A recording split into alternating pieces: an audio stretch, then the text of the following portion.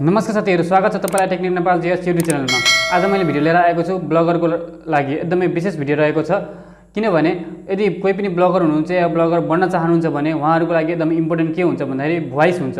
जुन voice quality कस्तो हुन्छ त, भोइस क्वालिटी कतिको आवश्यक पर्छ, या त तपाईले ब्याकग्राउन्डमा चलिरहेको भोइस ब्लगर बनाउँदाखेरि तपाईले भनिरहेको भोइस र ब्याकग्राउन्डमा चलिरहेको भोइस कतिको इफेक्टेड हुन्छ या तपाईलाई कतिको असर पार्छ भन्ने कुराहरु एकदमै इम्पोर्टेन्ट हुन्छ। त्यसकारणले गर्दा यसको लागि विशेष आवश्यक पर्ने माइक्रोफोन हो। तपाईसँग क्यामेरा नभए पनि मोबाइलकै क्यामेराले पनि तपाईले ब्लगिङ गर्न सक्नुहुन्छ, तर इम्पोर्टेन्ट के छ, माइक्रोफोन तपाईलाई आवश्यक पर्छ।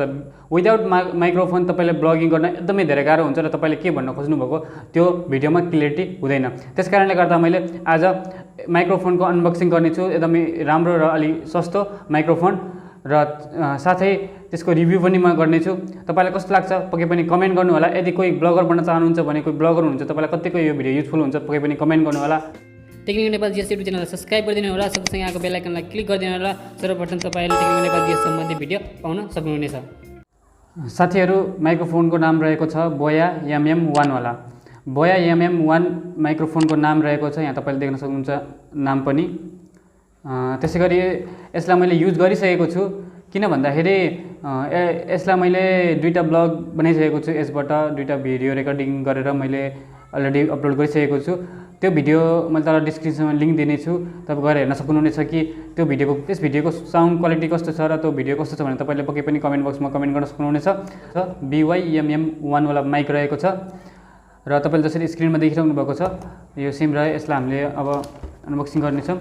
सो यसलाई मैले पहिले पनि युज गरिसकेको छु, तर पनि म तपाईलाई अनबक्सिङ गरेर देखाइदिन्छु। यसको यो अब यसमा माल मटेरियलहरु रहन्छ, यो केहीहरु यस्तो पेपरहरु पढ्न पनि सक्नुहुनेछ तपाईले।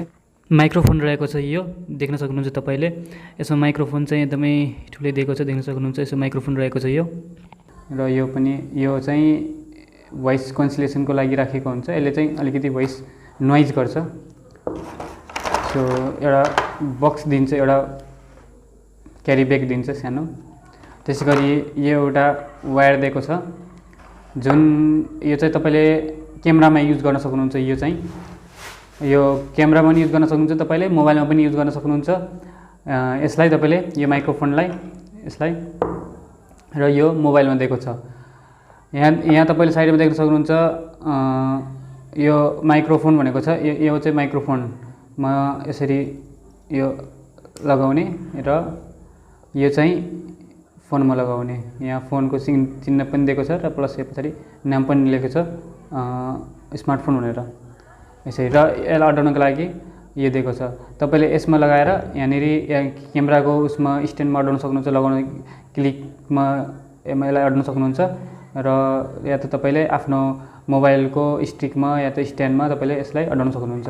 यसरी यहाँ यसरी देख्न सक्नुहुन्छ, यहाँनेरि यसरी अडाएर यसरी अडाउन सक्नुहुन्छ। यसरी यसको फोटोहरु मैले क्लिपकै साइडमा पनि दिइरहेको छु, तपाईले गएर हेर्न सक्नुहुन्छ। र यसको भिडियो मैले थोरै क्लिप स्टार्ट गर्नेछु र यो भिडियो हेर्नुस् र तपाईलाई भोइस कस्तो लाग्छ पक्कै पनि कमेन्ट गर्नु होला। र अहिले मैले भोइस गरिरहेको, अहिले रेकर्डिङ गरिरहेको माइक्रोफोन रहेको छ by-m1 वाला माइक, जुन अहिले मैले रेकर्डिङ गरिरहेको छु। त्यसको मैले अनबक्सिङ गरिसकेको छु, तल डिस्क्रिप्सनमा लिंक छ, गएर हेर्न सक्नुहुनेछ कस्तो हुन्छ भनेर। यसको भोइस कस्तो छ, अहिले कस्तो लागिरहेछ त्यो पनि भन्न सक्नुहुन्छ। र यसको यो जुन अहिले मैले अनबक्सिङ गरिरहेको छु, यो तपाईले स्क्रिनमा देखिरहनु भएको छ माइक्रोफोन। भोइस तपाईलाई कस्तो लाग्छ म त्यसको भिडियो मैले क्लिप तल डिस्क्रिप्सनमा दिएको पनि छु र मैले स्टार्ट पनि गर्नेछु सानो एउटा क्लिप। हेलो साथीहरु, नमस्कार, स्वागत छ तपाईलाई टेक्निकल नेपाल GS युट्युब च्यानलमा। आज चाहिँ म फिलहाल अहिले इन्डियाको केरला भन्ने ठाउँमा छु। त्यहाँबाट म होटलबाट अब जाँदैछु टिकट लिनको लागि। र टिकटमा के गर्नुपर्छ र कस्तो प्रोसेसहरु गर्नुपर्छ भन्ने कुराहरु म यस भिडियोमा तपाईलाई देखाउने छु। उहाँहरुको लागि यो विशेष भिडियो छ, किनकि घर जानको लागि पक्कै पनि अलपत्र भएर बसिरहनु भएको साथीहरुको लागि म पनि घर जाँदैछु। त्यसकारणले गर्दा केही भिडियोहरु के प्रोसेस गर्नुपर्छ र साथीहरु, तपाईलाई यो भिडियोको क्वालिटी कस्तो लाग्यो र यो भोइस कस्तो लाग्यो पक्कै पनि कमेन्ट गर्नु होला। र तपाईलाई यो भिडियो कतिको युजफुल भयो त्यो पनि तपाईले कमेन्ट गर्न सक्नुहुन्छ। र नेक्स्ट भिडियो मैले लिएर आउने छु Samsungको ओरिजिनल इयरफोन, जुन मैले युज गरेको छु र धेरै महिना भइसकेको छ। र त्यसलाई तपाईले Samsungको इयरफोन कसरी ओरिजिनल भनेर पत्ता लगाउने र तपाईले दोकानमा किन्न जानुहुन्छ या अनलाइन किन्नुहुन्छ, कतै पनि किन्नुहुन्छ, त्यसै शपिङ गर्दाखेरि या दोकानमा शपिङ गर्दाखेरि तपाईले त्यो ओरिजिनल हो भनेर कसरी पत्ता लगाउने भनेर म तपाईलाई सिकाउने छु। साथै र Samsungको ओरिजिनल इयरफोनहरु पनि तपाईलाई मैले देखाउने छु। नेक्स्ट भिडियोमा र नेक्स्ट भिडियो हेर्न चाहनुहुन्छ भने टेक्निकल नेपाल GS युट्युब च्यानललाई सब्स्क्राइब गर्नु होला, साथसाथै आएको बेल आइकनलाई क्लिक गर्नु होला। तपाईँको दिन शुभ रहोस्। जय Nepal. Technical Nepal GS YouTube च्यानललाई सब्स्क्राइब गरिदिनु होला, सँगसँगै आएको बेल आइकनलाई क्लिक गरिदिनु होला। सर्वप्रथम तपाईँले टेक्निकल नेपाल GS सम्बन्धी भिडियो पाउन सक्नुहुनेछ।